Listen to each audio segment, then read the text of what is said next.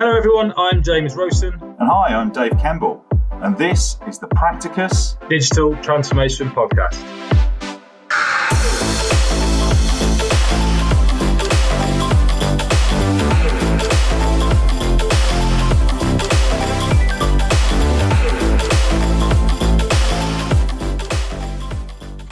So welcome everybody to the first in our series of digital transformation podcasts. We're delighted to be joined by Jim. Jim has over 20 years experience in organisation transformation, turnaround and growth. He has a passion for building businesses, especially during complex, challenging and uncertain times. Jim's also the founder and CEO of the Bletchley Growth Consultants Group, a boutique international strategy and transformation consultancy. He's also an experienced chairman, board advisor, NED, and leadership coach. Welcome, Jim. So the first question, Jim, which we're all very keen to hear the answer to, is, what does digital mean to you? Nice to meet you, James, David. It's a great question because I think it's a question that most people don't quite understand and don't think to ask. The two extremes are people treat it like it's digital as a traditional program of change. And don't actually truly understand the benefits of it, or they treat it like it's agile. They've read the book and they jump straight into doing stuff without actually having any level of governance or structure to what they are doing. In real practical terms, what that truly means is that there's a confusion. When someone says, I want to go digital, I want to do a digital transformation, they could be as blatant and as simple as, we want to work more digitally, more collaboratively, in which case move to Google Docs and the job's done, and move on with your life and you've done your digital transformation.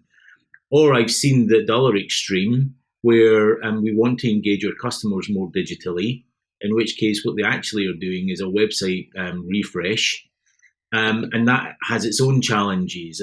I worked with a company who wanted to do digital transformation, didn't really ask themselves what digital transformation was, decided by default that it was a whole new web platform that would engage their customers better, which meant they built a web development team to go away and redesign the website for them, which was great.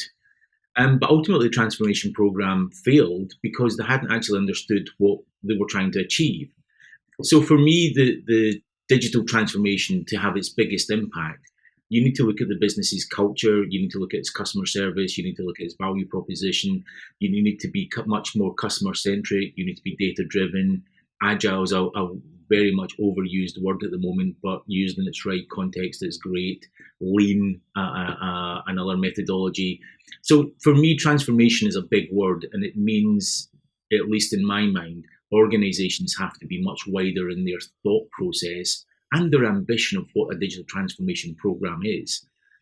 So the transformation, for me, needs to be aligned to the business objectives and ideally to the vision and its purpose. It needs to go much wider than websites and Google Docs or Slack or any of the individual technology and collaboration components that you would have.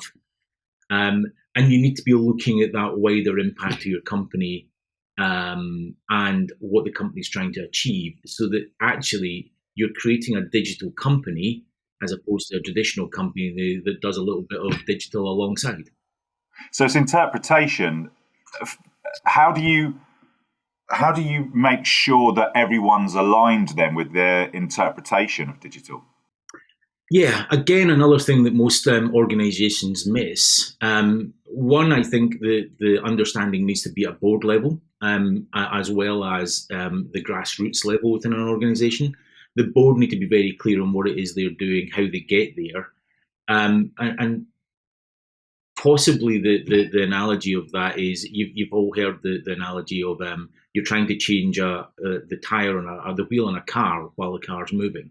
The reality is with digital transformation, you're actually trying to change the tire on a car while you're heading down the motorway accelerating. So the company needs to be bought into the entire thing from a board level down. And the easiest way to understand how that looks is to be very clear on what it is you're trying to achieve, quantify it with metrics. We will achieve digital once we've achieved X amount of customer growth, X amount of customer satisfaction, the organisation internally has a much better employee engagement. Employees are happy to come to the office, but also then define it in terms of structure and cultural behaviours, so that actually you're empowering people. People are actually feeling confident to approach the leadership team and say, I don't quite understand why we're doing this and how we move forward. That's interesting, because measuring the success isn't purely financial. There's so many different variables that you can look at to actually ascertain whether that transformation has been successful then. Yeah, absolutely. Finance, in any typical startup, you always expect startups to say, we're not looking at the money, we're looking after the customer, and the money comes later. And it's the same with big companies. The finance is always there, but it can't be the overriding metric, because it's the end result of what you're doing. So you need to focus on the customer. And in most organizations, the only person that adds money to your company, other than investors, is the customer. So if you want to get more money, you need to satisfy the customers, keep your customers coming back, and have them coming into the organization in a way that makes sense for them. So if you focus on the money, you've lost focus on your customer. If you focus on the customer, the money will just come. There's a quote that I love when we're going through transformation piece, and it's an Einstein quote, which is you can't solve the problems that you have with the mindset that you used when you created them. And therefore, the transformation needs to be a whole change in the mindset of a company. At The Guardian, when I was there, we genius move when it was there was we recognised that our competitive set wasn't the Times, it wasn't the Telegraph, it was Facebook, it was Google, it was Twitter. They were distributing way more content than any news organisation was. And because of that, we actually fundamentally changed the metrics that we were measuring. We changed the way the company was structured, and it suddenly became very much relevant to what we were trying to achieve and the success we were trying to achieve. Because Facebook was huge. I think at one point with The Guardian, we partnered with them on their first F8 event. And the Guardian became the largest English-speaking news organisation in the world for a while because of Facebook's distribution channels. Very relevant in the current conversations with Australia fighting Facebook. Yeah, indeed. I believe they've fixed that problem overnight. Yes, read that this morning. Yes, I think they're out of the woods now. But yeah, going back to the point earlier, then, so once everyone's aligned in terms of understanding what they want to achieve, how do you go about achieving it? It can't be as straightforward as just pressing a switch. Oh, if only it was pressing a switch, that would be lovely. No, it's one of those challenges, and every organisation is different. It's kind of like if you want to get from here to there, you wouldn't start where you are today, you would start somewhere else. But with organisations, you need to start where you are. And for me, there's the first thing that you need to do in that journey is you need to engage all of your employees. They need to be engaged in a meaningful way. So that this doesn't feel like it's something that's happening to them, it's something that they're involved with. And they need to be inspired. The shareholders are the one that's making all the money here. People are getting a good salary and all the other benefits they get. But if you're not inspired, then you kind of show up and just go, it's another transformation program. We've been here, we've done it before. Yeah, it doesn't really make anything. So you need to engage them, you need to inspire them, you need to show the ways that their life will be better, you need to make it more personal for them. They'll be happier, they'll be more empowered, their results will be better, they'll go home feeling fulfilled, and they'll have a much better work-life balance of whatever it is. But you've got to keep in mind the business goals that you're trying to achieve there. And then after that, you need to go through a planning process. But that planning process needs to be collaborative and engaging as well. So workshops to define the new ways of working so that the employees actually feel that they're controlling their future, what's happening to them and how things go forward. And you can't forget governance. You can't overlay a traditional governance level onto this new way of working. But equally, you can't go into the wild, wild west of no governance at all. You need the appropriate level of governance. So I was working with a company in Switzerland, and the first thing I asked them was, how many projects do they have on the go? And they couldn't tell me. They genuinely couldn't tell me. They had so little governance that they couldn't actually tell me what they were working on, who was doing what, and therefore they had no understanding of what they were spending their money on. They were all in the saloon high on Toblerone. Exactly. But I worked with I spoke with another large company, a large insurance company, and ultimately I walked away from them.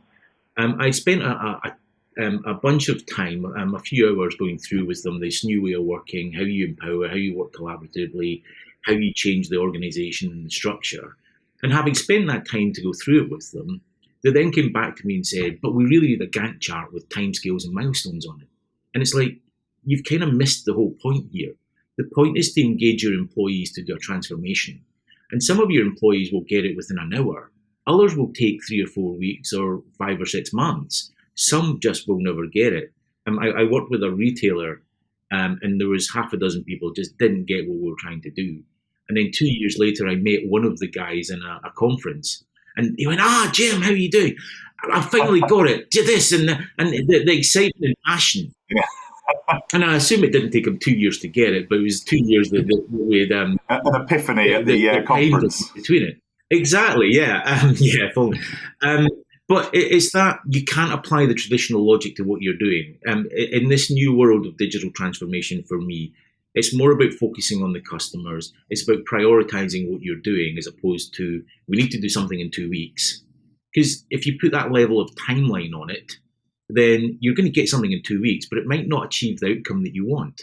So what's better for you? Achieve the outcome in 3 weeks or get any kind of outcome done in 2 weeks? Actually, there was no point doing it. That's interesting. So I think a lot of companies purely look at digital transformation as an internal thing, but actually it's about much, much more than that. You've got to look externally first to understand. I know when we've spoken in the past, you've talked about transformation with purpose, and that's what really rings true here.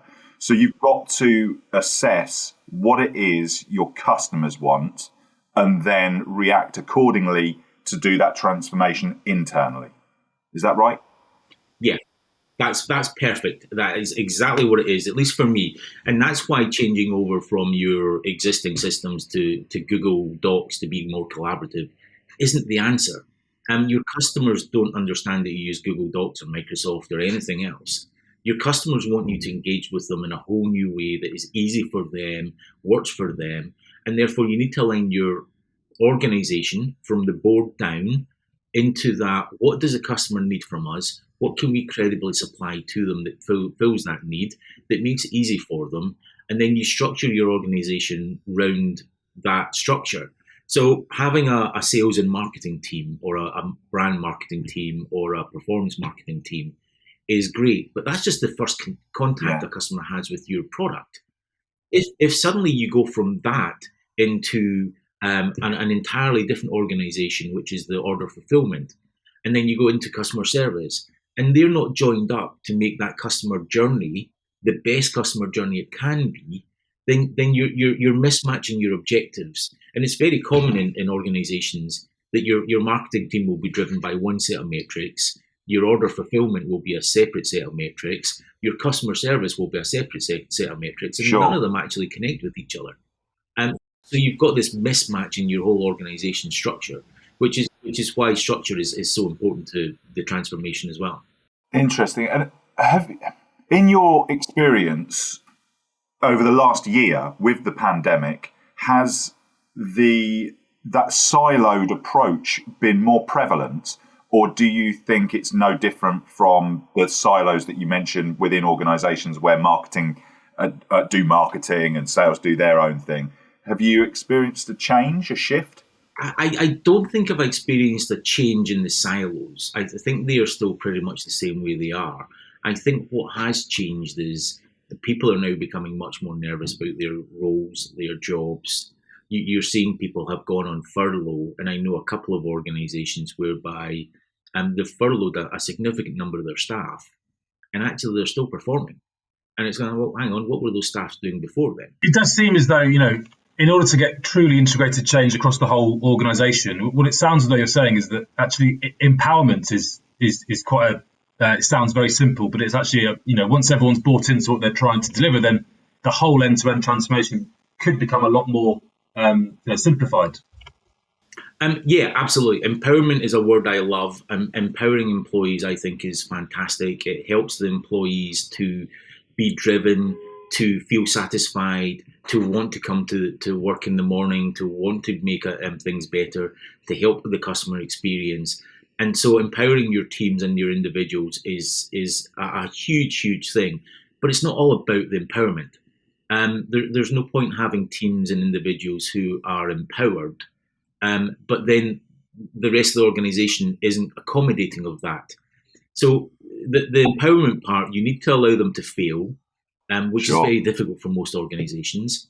You need to allow them to learn and to grow, but equally you need a mechanism that allows that learning and improvement to actually work.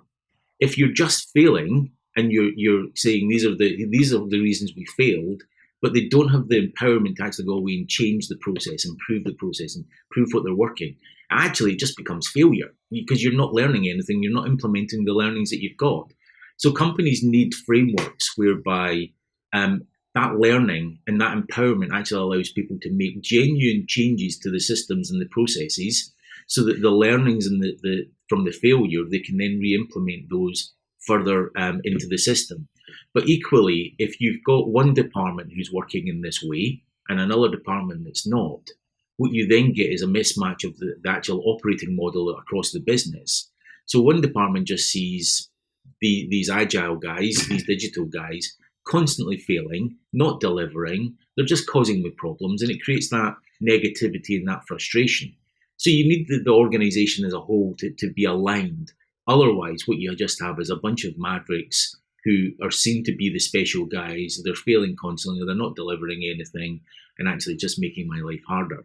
So you need that framework to allow the empowerment to work, and the framework needs to be strong enough that people are empowered to make changes that are real changes. It can't be, I'd like to make this change, but I need to go to my boss, he needs to go to his boss, he needs to go to the board, and then we'll decide something in 6 months.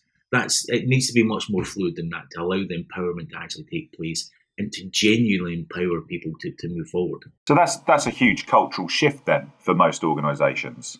So the cultural piece is often the hardest element from what I understand of all transformation programs. It's that adoption rate from the organisation. It's the people that are going to drive the transformation and help it stick. So what's your experience with being able to change the culture of an organisation from where they are from day one to a year later, 2 years later? How do you go about doing that? I completely agree. Culture is huge. Most organizations don't understand it. It's a difficult thing. It's the soft skills that they're scared, they shy away from, or worse, they pass it on to the HR team to deliver some cultural change. And HR teams are wonderful. I think far too often they're used tactically rather than strategically, but giving them a cultural change program is setting them up for failure.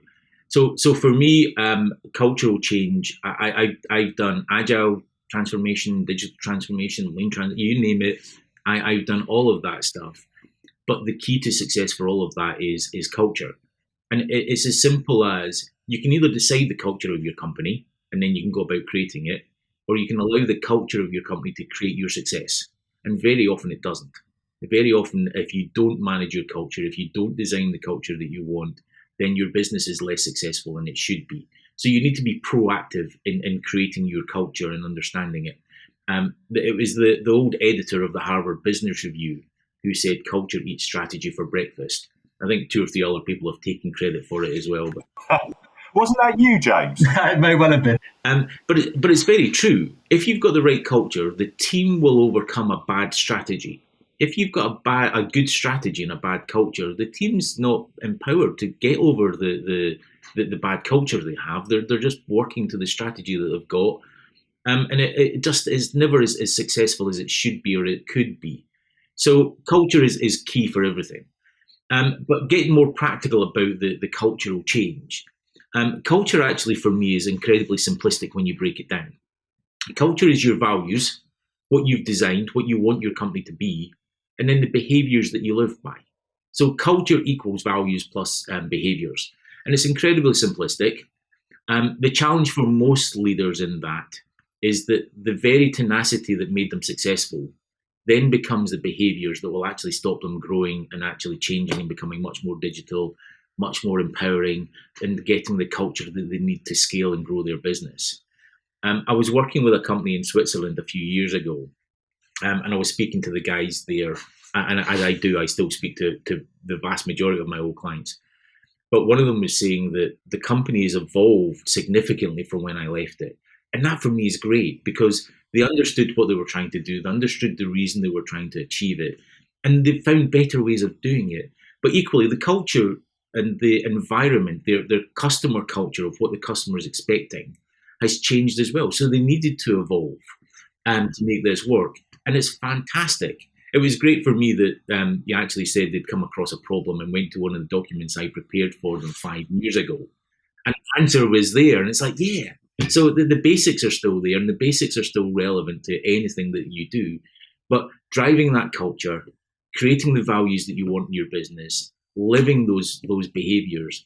And very often some of those behaviours, and you'll see it from the old days of when Google was created. Yeah. And some of those behaviours should be allowing to challenge management. I don't understand why you're making that decision. Why did you make that decision? Because for me, that means that your company is feeling confident to challenge you, but equally, you've then not been good at communicating what you're doing. And that's something that needs to be challenged. So there's a lot in there that you can actually do. I was going to say, it must be so rewarding when you sort of speak to your previous and old clients, and they've either implemented the change that you helped create, or that it's visible and it's obvious that the transformation has kind of long lasted your sort of tenure there, so to speak. Are there things that you can kind of put in place to near guarantee, or how do you go about ensuring that the transformation lives on after your initial engagement is finished, Jim? Yeah, there's a lot you can do in there. I'm not sure about guaranteeing it, but there is a lot you can do in there. I'm full of sayings today, and the classic saying is, if you give a man a fish, he'll eat for the day. If you teach him to fish, he'll eat every day. And it's the same with business change. I think that was James as well, wasn't it? I'm also going to claim credit for that one. Yeah, I believe it was. Yeah, James the sage. But for me, it's very true. So once you've gone into this transformation program, it's not about doing it for companies. It's about helping them do it for themselves. And I very often say, as a consultant, I'm a great coach, and as a coach, I'm a great consultant. Because it's a combination of both for me that works. Sometimes companies need you to redesign their organization structure because they've never done it before. Most companies haven't. So they need help to redesign the structure. They need help to recreate their ways of working and how they operate. But then once you've got those things in place, that would be a bit of the consultancy work. You then need to show them how it works. You then need to explain to them why they're doing it. You then need to explain to them what parts are important, what metrics they're impacting by doing it this way and which other ones. And then you've also got to get the culture in about it to actually help them get into the mindset of it's customer first. We need to be customer focused because that's what it does. So if I'm doing these processes and it's only an internal part, is it really needed?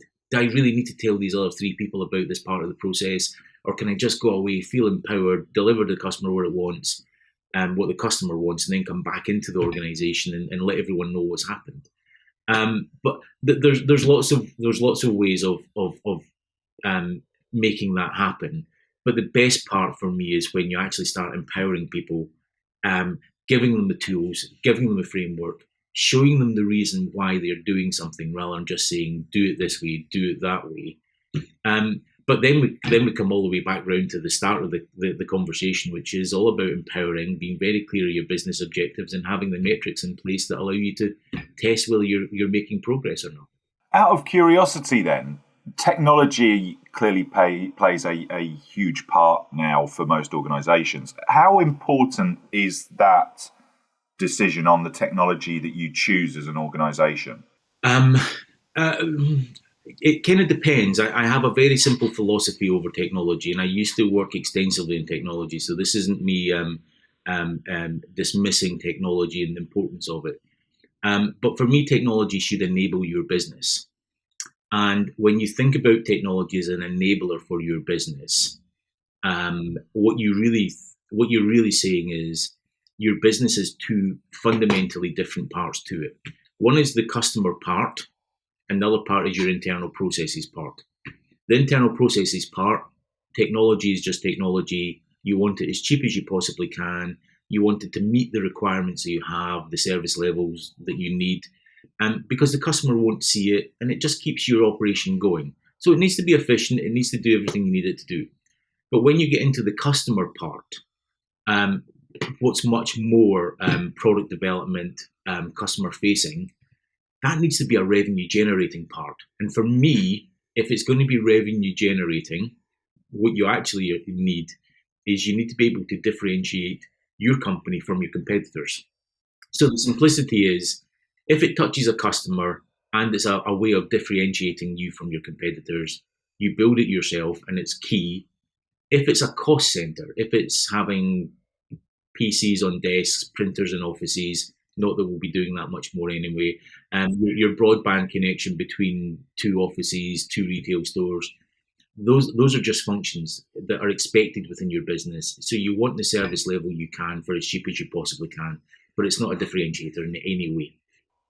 Do you see most companies now having some representation from technology, having a seat at the top table? Or do you still find certain companies or there's industries where technology isn't seen as that strategic business enabler?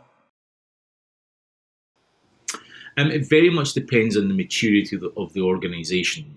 One large retailer I used to work with, the CTO was not on the board, but he reported into the finance director, which was a bizarre choice for me. It was almost viewing it as an internal function as opposed to a differentiator. Equally, though, for me, I think technology, if we believe that technology is an enabler for your business, right, then I'm not sure technology should be at the top table anymore. I think what should probably be at the top table is your chief product officer, because that's the customer-facing part. That's the part that the customers get. That's the part that strategically you can drive forward. And yeah, it's not to dismiss technology. It's not to dismiss the importance of technology. It's to understand that technology enables the entire business to work. But your chief product officer, your marketing teams, they're the bits that are going to differentiate your business in the marketplace. Technology, I suppose I'm treating technology in the same way as I would treat a chief operating officer. Yes, they should be there. They're important to the organisation, but they're not that differentiator that's going to drive growth. To echo your earlier point and the very first thing we discussed, Jim, I think, and you've just alluded to it again there, it's the business strategy and getting everyone aligned to it does seem to be the most critical part of any digital transformation or any transformation in general, really. And you said that, technology strategy and business strategy, often, the best case scenario is they're very heavily intertwined, because the second that one strays from the other, it can be very, very difficult to pull them back on track, so to speak. So I think you're right, getting everything enabled up front, so it does seem to be a pretty critical part here.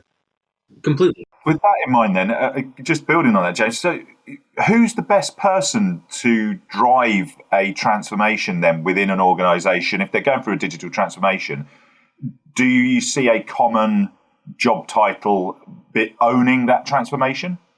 I see a common job title owning it. I'm not sure it's the right one. Go on, do dish. Normally, the transformation of any kind, it's lumped under technology, because technology underpins everything that the company does, and therefore, if you're going to change a process, generally you need to change a system or a piece of technology to accommodate that change.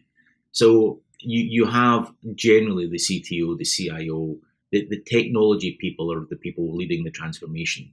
But it's a bit like the tail wagging the dog. It's like, we're going to change this technology and then we'll train the business to use the technology. And surely what you need to start with is, what is the driver for that change? Is it truly strategic? Is it going to start helping us grow?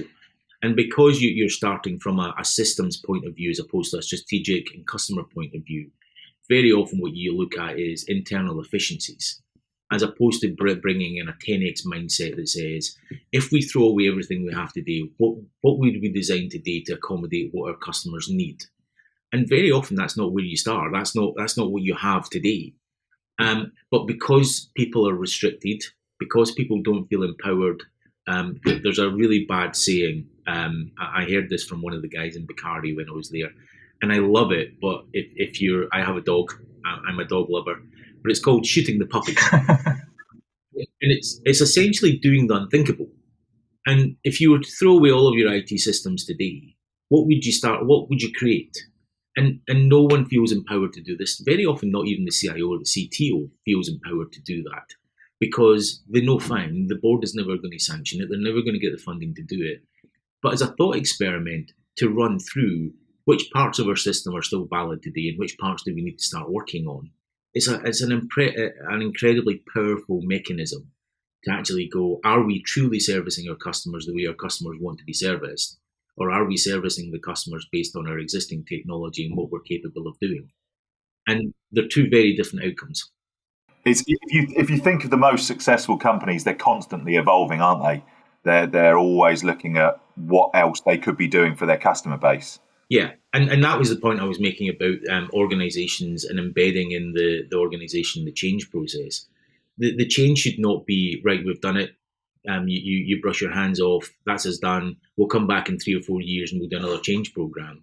We're now in a world whereby change should be a constant evolving process, and it should just always be happening. Your customer expectations are changing day to day, week to week. They're not changing every 5 years. And there's very few industries whereby your customer expectation is the same in 5 years as it is today, let alone in a month, 2 months' time. Customers are always demanding more. There will be a small little startup that will create a whole new different customer experience.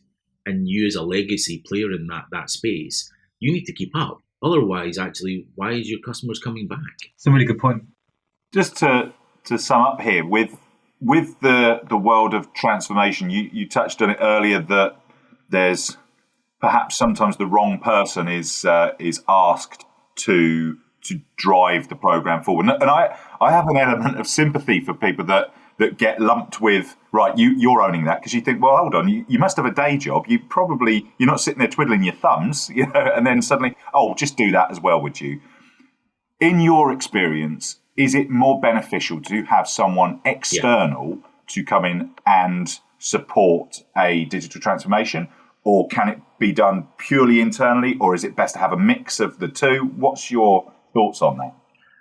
You've just reminded me I didn't answer your question of who should lead it. And I said it shouldn't be the CTO.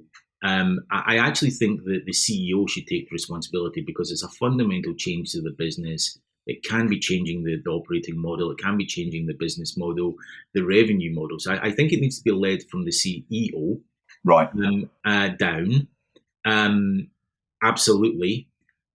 Should it be external? I am an external, so you can take it with a pinch of salt. But yes, absolutely, 100%. Yeah, always. I absolutely believe that you can do it internally, but it's never quite as beneficial to the organisation. You never quite get the results.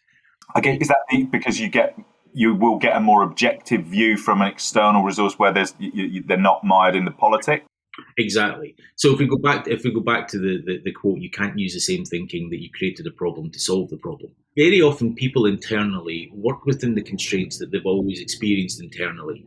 And what you really want is someone to come in externally and say, why is that a constraint at all?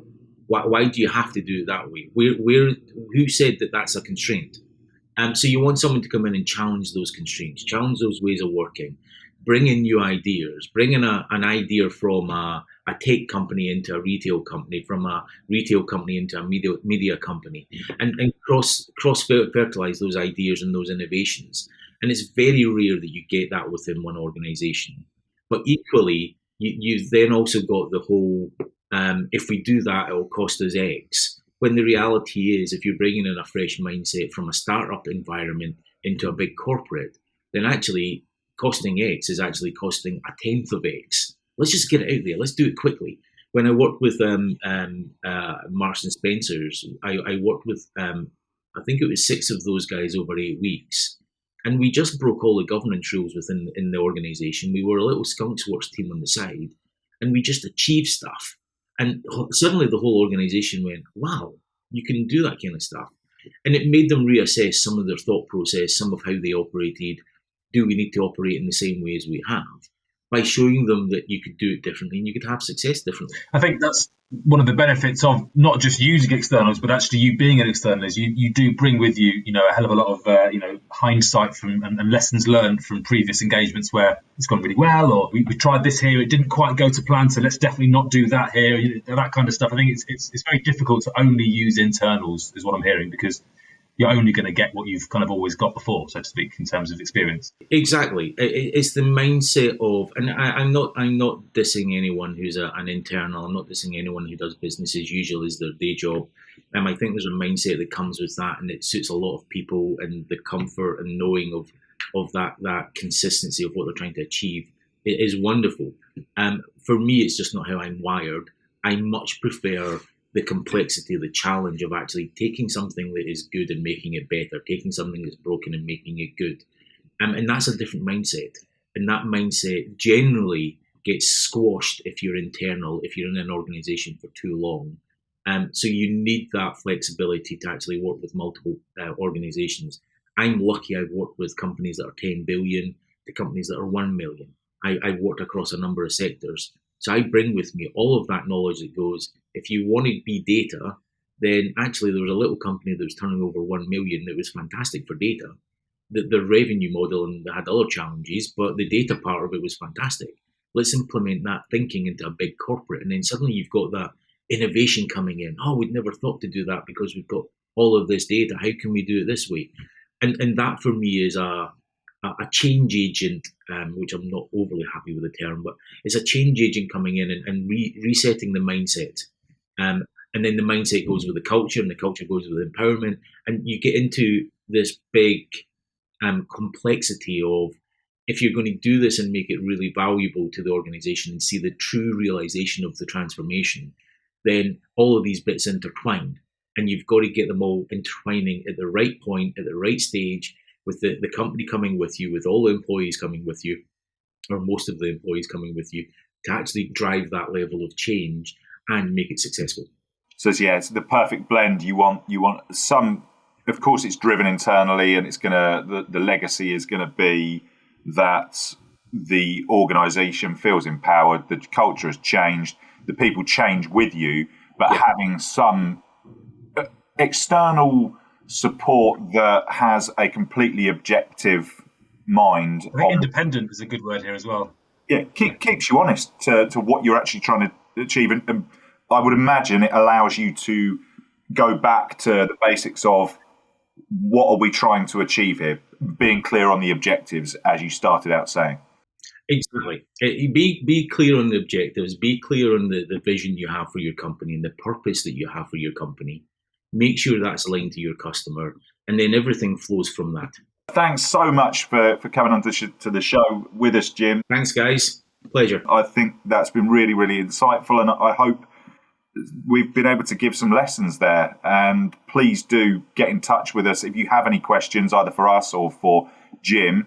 You can reach me at dave.kemble@practicus.co.uk. And me at james.rosen@practicus.co.uk. Thank you ever so much, Jim. And that's a wrap.